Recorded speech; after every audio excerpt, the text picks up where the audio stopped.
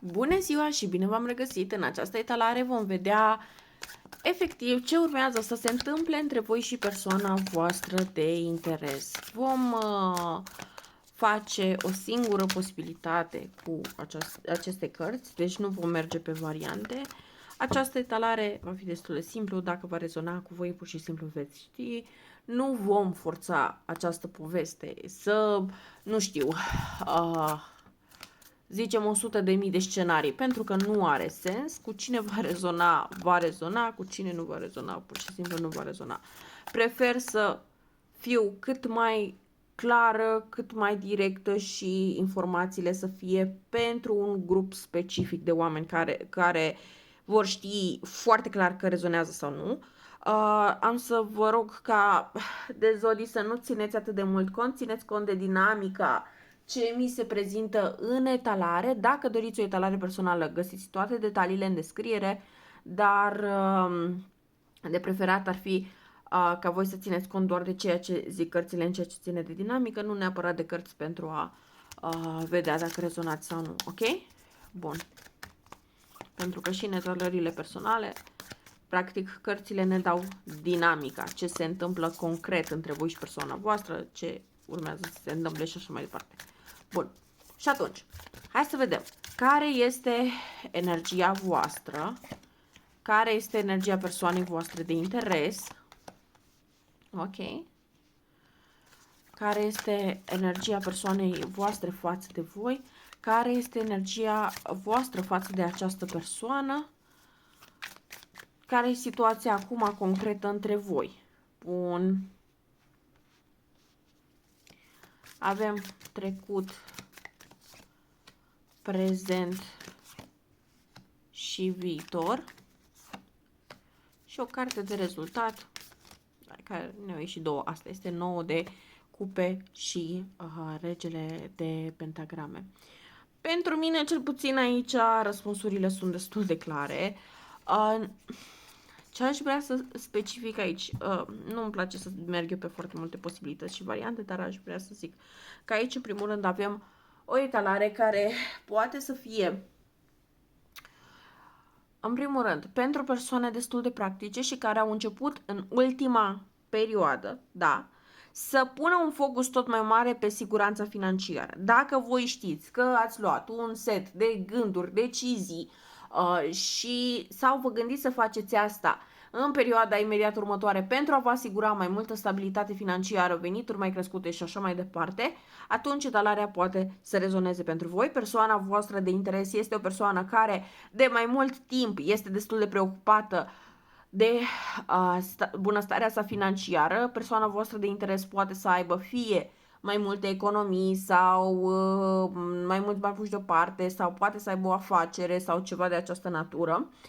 Ce aș vrea să zic încă din start, se vede că și dinamica voastră și a persoanei voastre de interes în general, ca și persoane, sunteți orientate spre o familie, spre tradiționalism, spre a avea o, hai să zic, o relație și o familie după anumite standarde.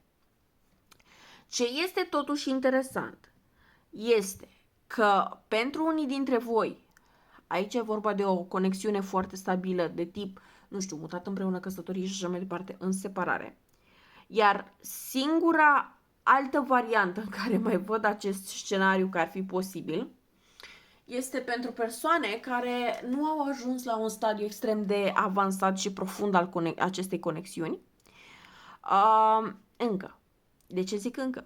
Pentru că energia acestei persoane față de voi este dată de Marele Preot, ceea ce înseamnă că această persoană simte o foarte puternică responsabilitate față de voi și de a fi acolo pentru voi. Această persoană de asemenea mai consideră că există o legătură spirituală fără dar și fără poate. Energia voastră față de această persoană este dată de Cavaler de cupe. Este ca și cum voi tot încercați să faceți această persoană să se simte tot mai confortabil cu voi, tot mai ok cu voi, să se obișnuiască parcă cu voi. Mi se pare foarte interesant pentru că nu am foarte multe indicații că această conexiune ar fi acum prezentă, ci mai degrabă văd fie că există deja o separare între voi sau că pur și simplu această conexiune încă nu a fost până la nivelul de a fi oficială, dar urmează să aveți un nou început în care se trece la nivelul următor al acestei conexiuni, indiferent dacă este, nu știu, să vă remutați împreună sau să vă recăsătoriți sau lucruri de această natură, dar foarte curând aici urmează un nou început pentru voi și persoana voastră de interes, între voi și această persoană de interes care vă permite să explorați această conexiune la un nivel mai profund. Nu se vede momentan, pentru că nici nu am pus întrebarea legată de sentimentele persoanei. Dar totuși, având hierofantul și regina de pentagrame, această persoană se simte cumva că aparține de voi, cumva în identitatea sa sunteți și voi. Sub ce formă s-ar traduce pentru exact fiecare persoană, nu știu să spun, dar asta de regulă se întâmplă când persoanele sunt de regulă devotate către soții sau soțiile lor. De asta zic că, practic, voi sunteți o parte foarte importantă a vieții acestei persoane. Este posibil ca acest lucru să se fi întâmplat în timp și să fie și o conexiune spirituală destul de interesantă, dar voi pentru această persoană contați foarte mult.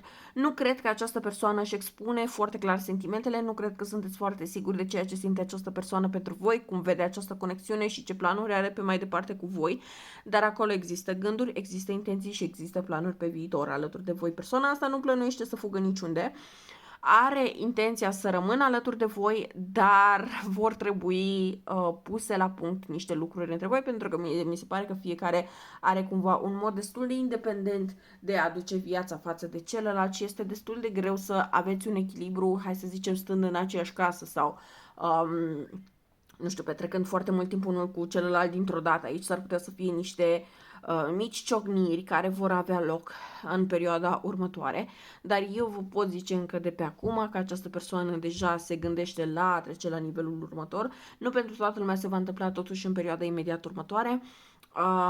Cel mai târziu, da, cel mai târziu, pentru majoritatea dintre voi, până în toamnă, ar trebui să fiți mutați, căsătoriți la casa voastră cu această persoană. Pentru majoritatea persoanelor care vor rezona cu această etalare, însă vă puteți aștepta ca acest lucru să se întâmple până în luna martie, da? Dar ideea este în felul următor. Persoana asta are deja planuri, are deja intenții, dar nu știe exact cum să le pună în practică.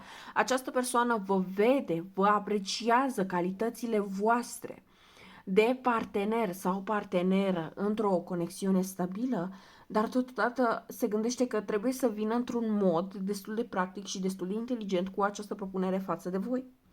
Această persoană nu se sfiește să vă spună că vrea un viitor alături de voi în perioada imediat următoare, dar nu o să vă spună exact cum va face asta, cum are de gând să implementeze anumite lucruri, pentru că nu sunt foarte bine definite încă nici pentru această persoană. Deci nu este nume de rău sau nu este că nu vrea sau nu este că nu e serioasă sau ceva de natura asta, este doar că sunt foarte multe detalii care trebuie puse la punct. Mai avem încă o problemă. Pare că locul de muncă al acestei persoane va începe să devină din ce în ce mai aglomerat și cred că este ceva în legătură cu sezonul acesta mai rece, care are cumva o relevanță cu munca acestei persoane. Acum voi știți ce lucrează această persoană, dar nu este că nu ar vrea și un pic de atenție pentru că se simte ca și cum voi veți avea tendința să judecați și să luați cumva foarte personal faptul că această persoană în perioada imediat următoare nu va fi foarte prezentă față de voi sau nu va părea în acest fel, dar nu, această persoană doar încearcă să își îndeplinească în continuare sarcinile, da. Necesare la locul de muncă și vă iese un volum mai mare al muncilor pe care trebuie să le depună această persoană. Acum, cu împărăteasa pe perioada viitorului, aș vrea să vă atrag atenția că pentru unii dintre voi este posibil să existe deja o intuiție, o presimțire, o previziune sau chiar un vis monitor pe care voi să-l fi avut deja și să vă fi spus că voi ar urma să aveți o conexiune foarte stabilă și chiar o familie cu această persoană.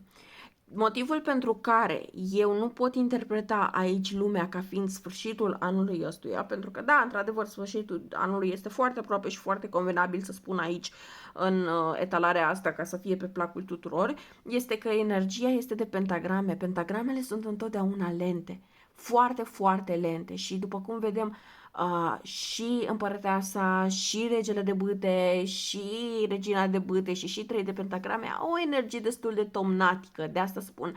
Nu va fi chiar atât de repede. Deci știu că mi-ar fi fost mult mai ușor să fi zis, da, acum, imediat în iarnă, că doar luna următoare e Crăciunul și așa mai departe și se întâmplă artificii, dar nu, eu aș vedea că persoana asta este foarte ocupată acum cu munca, dar după focusul său, cam după, hai să zicem, ce începe să treacă iarna, cam așa, focusul persoanei acesteia este către relații. Dacă voi vreți să așteptați ca această persoană să revină în viața voastră sau să fie mai prezentă sau să fie focusul acestei persoane relațiile, foarte bine, dar țineți cont că în acest moment această persoană are focusul doar pe sine. Conștientizează calitățile voastre de partener, conștientizează compatibilitatea dintre voi, conștientizează faptul că își dorește o viață și un viitor mult mai frumos alături de voi. Dar nu este o persoană care să se grăbească, nu este o persoană care să forțeze nota, nu este o persoană care, nu știu, să se arunce cu inconștiență. Din contră. Persoana voastră aici este o persoană foarte prudentă, este o persoană foarte sigură de ea, care nu se teme să, nu știu, își asume riscuri atunci când știe că vrea ceva, pardon, dar nici nu este o persoană dispusă să facă lucrurile fără să gândească. Nu. Aici s-ar putea să fie chiar o mică, hai să zic așa, tensiune între voi și această persoană, pentru că voi puteți dori ca lucrurile să se miște mult mai repede, să vedeți rezultate mai repede, să vedeți îmbunătățiri mai repede și întotdeauna simțiți că această persoană parcă ar pune frână, dar nu pune frână pentru că nu ar vrea să fie cu voi, nu pune frână pentru că nu ar avea sentimente sau cine știe ce, pune frână doar pentru că este o persoană precaută și vrea ca atunci când lucrurile între voi se arată propice, exact atunci să apese accelerația și să avanseze înspre voi. Nu aveți de-a face cu o persoană care astăzi apare, mâine dispare. Nu aveți de-a face cu o persoană care să fie neserioasă, ci, din contră, este o persoană care, da, poate să ia foarte mult până să-și asume o relație sau până să decidă că e în momentul să treceți la nivelul următor, dar și în momentul în care această persoană ia acea decizie și spune acele lucruri pe gură, păi, din punctul ăsta, această persoană nu prea mai poate fi întoarsă din această conexiune. Este o persoană care se dedică total partenerului și familiei. Asta mi se pare că este o energie comună, dar dintr-un motiv sau altul, fiecare dintre voi a fost presat ca și cum să-și ascundă acest fel de a fi față de celălalt, posibil din experiențele anterioare, posibil din tot felul de situații pe care doar voi le știți. Nu am să dezgrop aici morții pentru că nu are niciun sens. Dar, în schimb, aș vrea să știți că această persoană este ca voi. Această persoană se dedică total, această persoană este acolo alături de voi, această persoană vrea să aibă un viitor alături de voi și în ceea ce ține de zodie, deși v-am spus încă de la început că nu aș vrea să ne focusăm doar pe asta, avem extrem, extrem de multă energie de pământ. Energie de pământ ce înseamnă? Taur, Fecioară, Capricorn și mai avem foarte puțină energie de apă, scuze, energie de, nu știu cum să zic, cavaler. Asta nu neapărat se traduce o zodie anume sau... Nu, asta mai degrabă este o energie de, cum să zic eu, hai să zicem, rac, scorpion, pești, dar, cum să zic, am mai avea vărsătorul, leul și taurul încă o dată.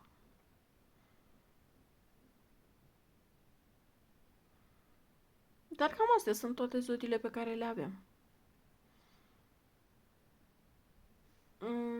Vreau să vedem totuși cu Romance Angels. Ce ni se mai poate spune despre această conexiune?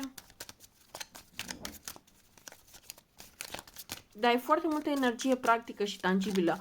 Nu văd extrem de multă energie romantică. Mi se pare că voi sunteți cei mai romantici, mai mult față de această persoană. Foarte curând și retragete. Deci este momentul ca voi să nu vă lăsați pradă efectiv impulsurilor și să aveți tendința să lăsați lucrurile să vină de la sine. Oricum toate lucrurile astea se vor întâmpla foarte rapid și nu e nevoie să puneți presiune nici pe voi, nici pe cealaltă persoană pentru a se mișca mai repede, pentru că oricum toate lucrurile se vor mișca relativ repede. Bun, mai departe. 2 secunde, nu o să închid. Așa.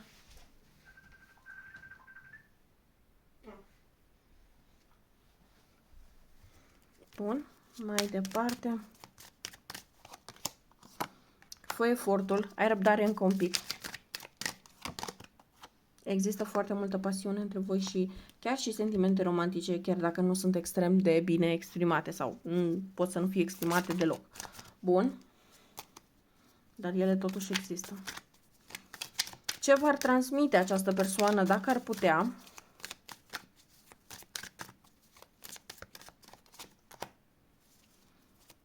Mi-e teamă că tu ai putea să treci peste și să mă uiți.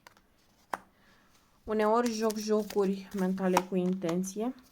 Am regrete. Îmi hrănești creativitatea.